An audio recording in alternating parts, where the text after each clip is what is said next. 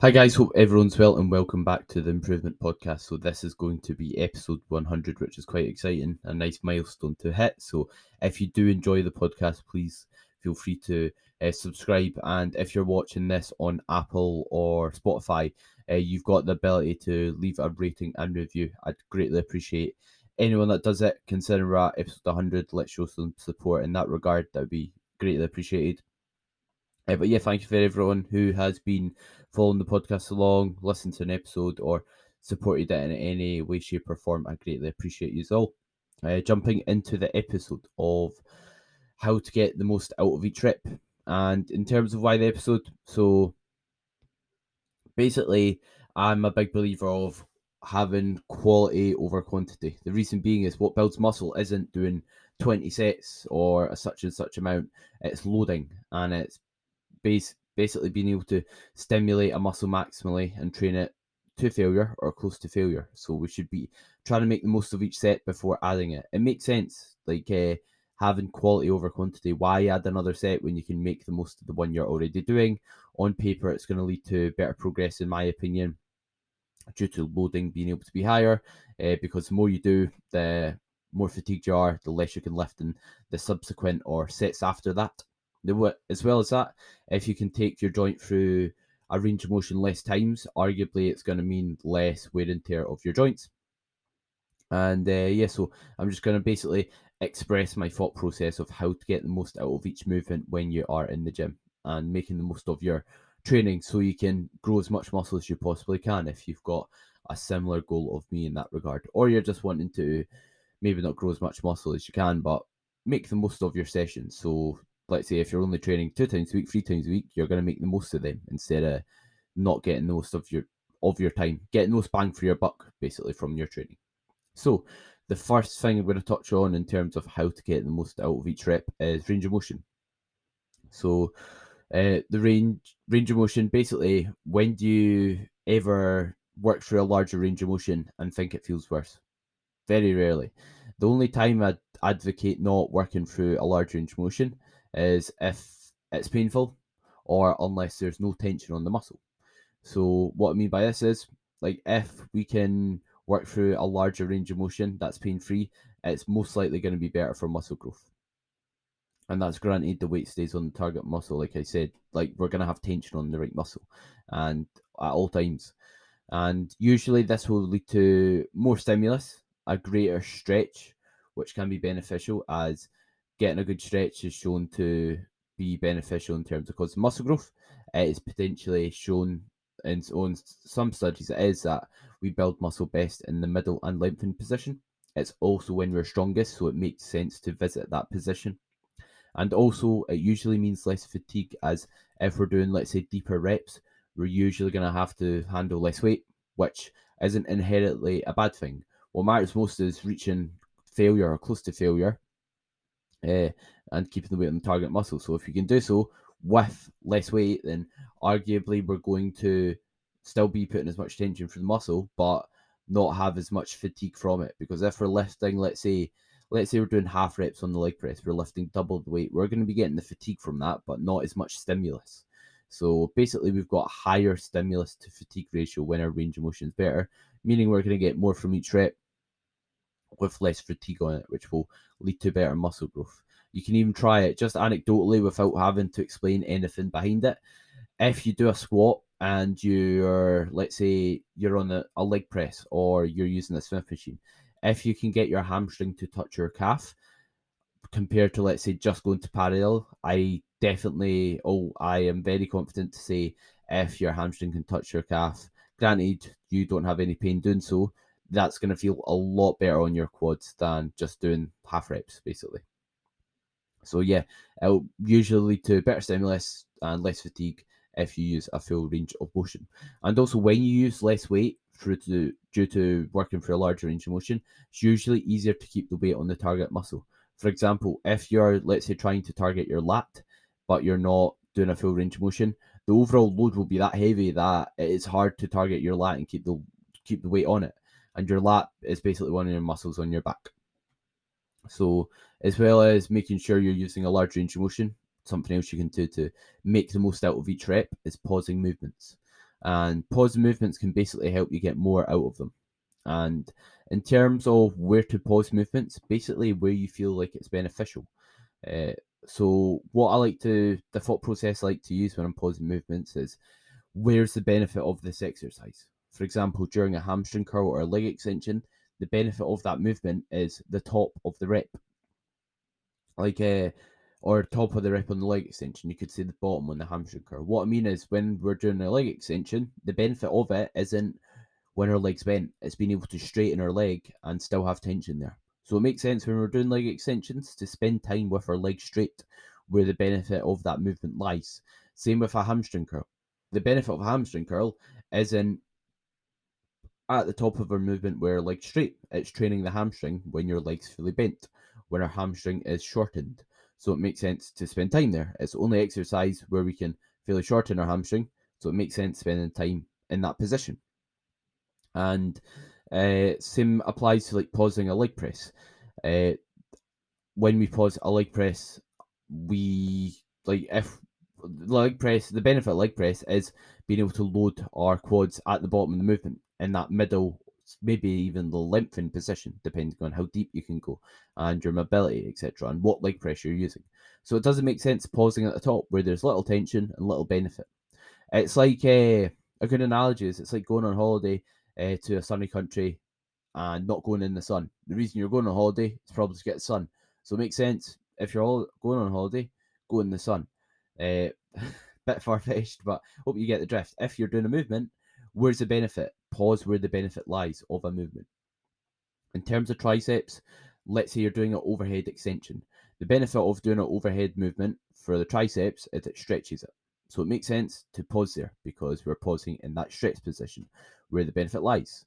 And in terms of like other movements, let's say we're doing a normal tricep extension, during let's say a dip, a chest press, we don't really load our arm much when our arm's straight. We don't load our tricep much when our arm's straight. So it makes sense pausing in the contraction when our arm is straight. But again, the caveat to this is if there's tension on the muscle. Same with range of motion. It doesn't make sense like squeezing your chest at the top of a dumbbell press because there's no tension on our chest. And we obviously want load on our chest or load on whatever muscle we're trying to bias in order to grow it. If there's no load on there, we're most likely not going to get much from it. Why? Because load is the main driver for muscle growth. And if we didn't need it, then we could just squeeze our chest all the time without any weight and grow tons of muscle doing so. So next up, in terms of how to get the most out of each rep, is control. So our muscle should be moving the load at all times, not acceleration. And this will look different on different exercises. So ideally, we want to have basically at all times our muscles should be doing the work, nothing else. And in terms of let's say a lateral raise, so when we think about a lateral raise, we are really it's really hard at the top, really easy at the bottom. So in that case, I don't think it's a problem being quite explosive at the top, because what you won't achieve is you won't be able to fly the way up at the top, and then due to the exercise getting hard as you drive up, that itself will slow the dumbbell down. So it's okay to accelerate from the bottom. Because when you do like a lateral raise, you don't like throw it and then it doesn't get too far that you're trying to catch it at the top. It doesn't work like that. When you drive it up, you need to drive it up throughout the full range due to being really difficult at the top half as well. So there you'll still be using your side delt throughout the full range, even if you explode it from the bottom. Granted, you're doing so with good form to target your side delta, of course. Whereas like a hamstring curl or leg extension, depending on what the machine is, what rep range you're doing, etc. Sometimes you can explode out the bottom when your leg's bent, like on a leg extension, or explode when your leg's straight on a hamstring curl, and not really control it when you're pausing it, when your leg's bent on the hamstring curl, or when your leg's straight on the leg extension. So basically, make sure what is moving. Basically, to put it simple, make sure what is finishing and or getting the weight to move is your muscle that you're trying to work. At no point should the weight just be flying through space without your muscle taking it there.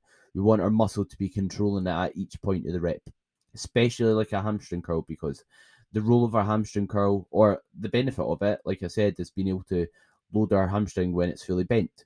So it doesn't make sense to fly it out the position when our legs are straight. It makes sense for our hamstrings to do the work. We're trying to work our hamstrings, so our hamstrings should be doing the work. Simple as that, if that makes sense. Also, you want to make sure that you're controlling loading phase. A good example why, again, I don't need to throw up a study to really give good reason to do it. It's half the rep. Why wouldn't we control half the rep? And in what other circumstance in life is only doing half the work going to lead to more results? It's probably not. It's going to mean we're loading that target muscle for a longer period of time when we control the loading phase. Also means it's most likely going to keep weight on the target muscle easier. What I mean by that is if you're trying to do, let's say, a lat pull down or a bicep curl or like a row trying to target your lat or any other movement, it's hard to keep the weight on the target muscle if you've got no control on the way down, because you basically have to catch it with the target muscle. That doesn't sound easy, does it? Whereas if you keep the weight on the muscle and slowly lowering it, you can make sure your muscle is stretching, your muscle is lowering the weight and not other muscles, because you can feel it. You can feel when the muscle is being loaded, if that makes sense. And in terms of bracing is something else you can do to get the most out of your set. So bracing is basically when we create intra-abdominal pressure, when we take a big breath in during reps through our nose or through our mouth and hold it throughout a portion of the lift, which is hardest, you should usually do it. And when we're bracing, we don't just want to like breathe out and push our belly button out as far as possible. We want to create air and hold it, like almost we're going to get punched or we're going to get hit by a truck. Think about what you'd do. You'd want your core to be as tight as possible, and you'd hold that breath in your belly. So basically, the reason we want to brace is it creates more tightness, stability, and as a result, helps produce more force, because the more stable we are, the more force we can produce. So that's called creating external stability, being stable in an external environment, which is quite a good topic to do a podcast on, which I'll probably look to do actually. I just thought of that there. But basically, we want to create stability, which will help us produce more force. So that will allow us to produce our sets closer to failure and get more reps. A good reason why we want to be stable, and it's very important, is if we're doing, let's say, a squat on a Smith machine, or we're doing a squat with a barbell on a Bosu ball, we're standing on one of those half yoga balls on one of those, on that plastic bit that's on the ball, if that makes sense. Or let's say you're standing on a basketball or football on each foot, or you're standing on a really wobbly surface of some sort. You're probably not going to be able to lift as much, which means your muscle's not going to be doing as much work. We're not going to be putting as much tension through the target muscle. So it basically allows you to push your sets closer to failure and get more reps by bracing. And in terms of where to brace, we usually want to brace when the rep is the hardest. And what I mean by this is, if let's say we're doing a squat, we don't need to brace at the top because all our joints are stacked. Basically, there's not a lot of tension on anything at the top of the squat.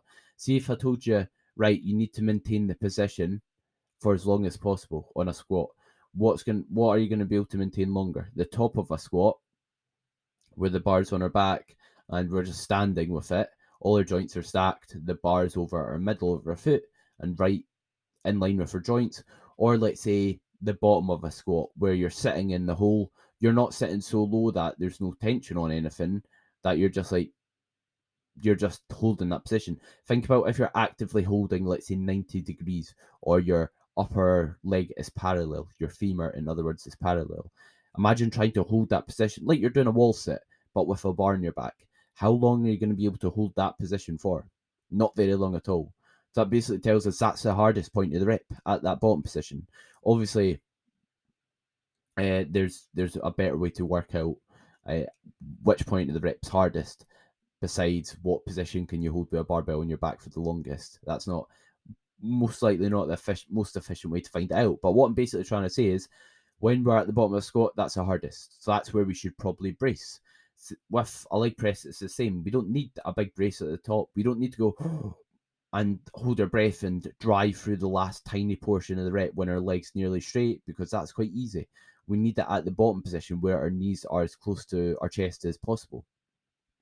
Same applies with, let's say, a barbell bench press. We don't need to brace at the top, or we don't need a big breath in at the very top. We need it at the bottom. If we're applying that to a deadlift, the same applies. We need the brace at the bottom. So think about an exercise. Where's it hard? That's where we should usually be bracing. And the other point of the reps usually where we should be getting a breath of air in and trying to like recuperate for the next rep, if that makes sense. And that will basically mean we won't gas out, because if we brace for the whole rep, your blood pressure can get high. You might give yourself a headache. You might find that your brace gets tired, because bracing, basically, when we brace, we are using muscles. Our muscles brace for us. When we brace, it's not just like something's happening. We're bracing our musculature. So just like any other musculature in our body, our abdominals will fatigue. Our ability to brace will worsen the more we hold it for. Just like how you hold a plank, you'll get more tired as the plank goes on. When we brace, we will get tired as the brace goes on. So in order to make sure you've got a good brace and a really strong brace that will help, we don't want to do so throughout the full set. We want to be able to let go of that brace and recuperate, get our breath in so we don't gas out, and then brace again. So I hope that makes sense in regards to bracing. But yeah, that helps massively in terms of getting the most out of each rep. So brace when the rep is difficult, brace when you need it most, not just throughout the whole rep. And next up is standardized form. So when you are performing a set, all the above should stay the same. So everything I've just spoke about should remain the same. So I'm not saying you need to pause your reps, but if you're not pausing your reps, don't pause any of them. Or if you are pausing your reps, pause all of them. And what I mean by that is your reps should look the same. They should be standardized from start to finish, because if your form changes throughout your sets, if your form changes each set you do, how can you track progression effectively? You can't. And the reason why that's important is if you're logging your lifts so you ensure you're progressing, then you don't know if you're actually progressing or if it is just a case of you making the exercise easier. So ideally, when we're in the gym, we don't want to look like a deer in the headlights when we're getting close to failure. We ideally want our form to stay immaculate, or as good as it possibly can be, especially at the end. The reason why we want it to happen at the end is because that's when the most effective reps are, the most stimulative reps are, and when injury is the highest. So basically, if let's say we're doing a squat, let's say we're loading for 3 seconds and we're driving up, we're bracing towards the bottom, we're maintaining like good form, our hips and our chest is rising at the exact same time, then at the end of the set, ideally it should look the exact same as that. We want our first rep to look like that last. We should make ideally our first rep look easy, if that makes sense. And this is something that can be hard to do. That takes time to master, because when you're training really hard, it's hard to train really hard and focus on maintaining form throughout your set. So what I'd say is, to make sure you can do so effectively, make sure your warm-ups are like are when you practice your form. Basically, make sure your warm-ups is when you drill your technique, just like during any other sport like football or basketball. Take anything else, you have, let's say, your fitness training, and then you have technique practice.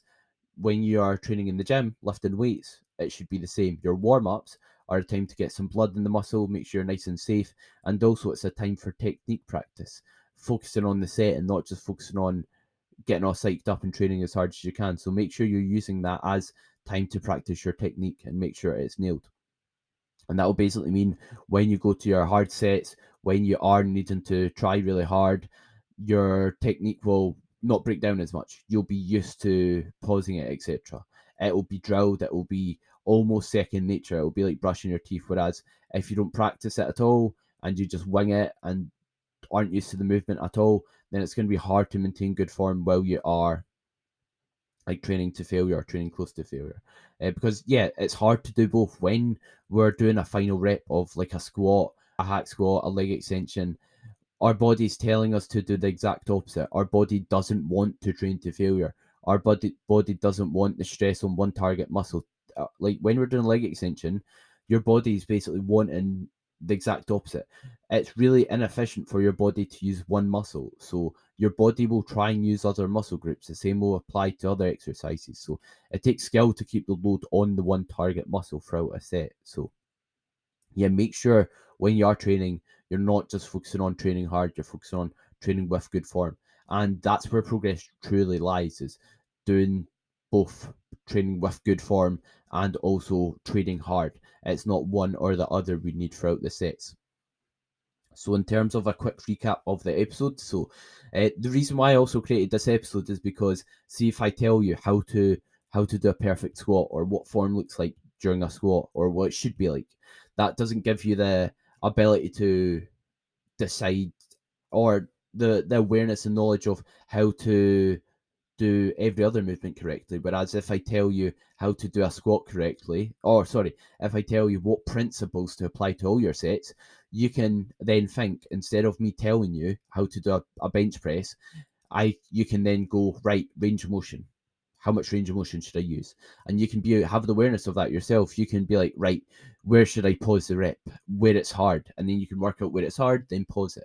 Same with the control and bracing. You know when to brace. You brace when the rep's hard. So instead of me telling you where to brace on an exercise, me giving you these fundamentals of how to get the most out of each rep, it can mean you can go away if you're training. You can know how to do so without me having to go over every single exercise. You've now got the awareness to make gym decisions effectively, which is really important, being able to have the knowledge to make gym decisions effectively. Because if every time you learn, you just learn how to, let's say, you just learn how to do each exercise without context, then as soon as you do a different exercise, your knowledge is out the window because it doesn't transfer over. Whereas if you know how to get the most out of each rep and the fundamentals behind it, then it will help more, if that makes sense. So yeah, quick recap in terms of how to get the most out of each rep. Use a large range of motion, as large a range of motion as you can with tension on the muscle. That is pain free. Next up, pause your reps when you see the need to. Ideally, if there's a benefit of this exercise, think, where does the benefit lie? Pause where the benefit lies of a movement. And if you've got pain, that can be a way to reduce load and make sure you're not accelerating as much, which can harm your joints, and also make sure you're getting the most out of each rep and you're definitely controlling the change of direction with the muscle. Next up, make sure your muscle's moving the weight at all times, not acceleration, but that will look different in every single exercise. Next up, brace. Brace when it's hardest, as that's when you'll need the air the most.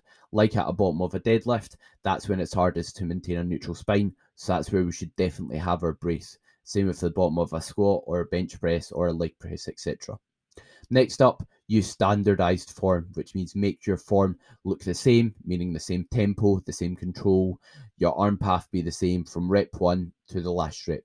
And that will mean you can actually track progressions easily, you'll stay injury free, and you'll get the most out of each set and stimulate the target muscle effectively. So hope you've enjoyed the episode and hope everyone has a great day. Like I said, we'd greatly appreciate all support on the podcast. So if you did like it, like, subscribe, leave a rating and review on Spotify and iTunes. It doesn't take long at all, and it will go a long way. Thank you very much, guys.